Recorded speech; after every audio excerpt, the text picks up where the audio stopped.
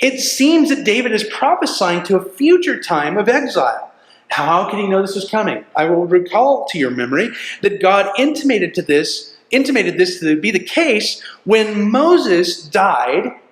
Like the day before Moses died, God told Moses and Joshua that the people would play the harlot with the gods of the foreigners. Deuteronomy chapter 31, verse 16 and 17. How would you like to have that conversation? Your whole life has been to bring this community into God's presence. Well, what do you find out? They're going to fail.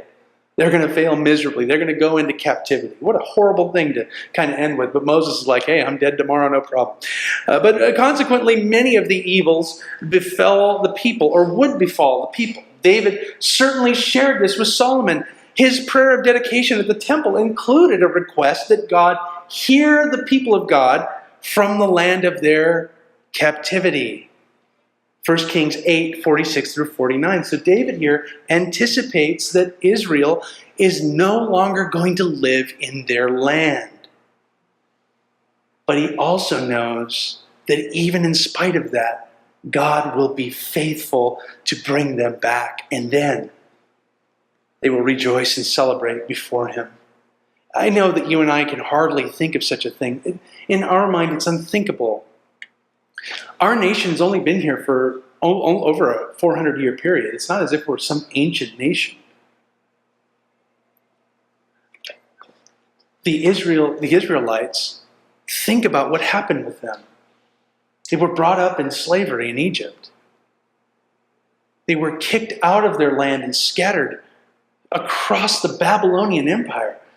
Thousands, 127 different nations when it was Persia, if you recall, when we studied the book of Esther.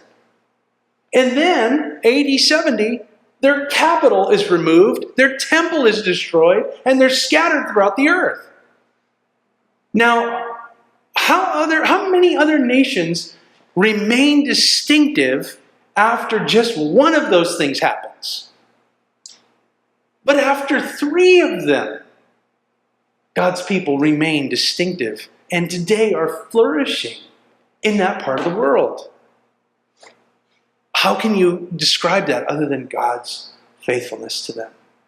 And someday, God promises salvation is going to come out of Zion. On that property, Jesus is going to reign.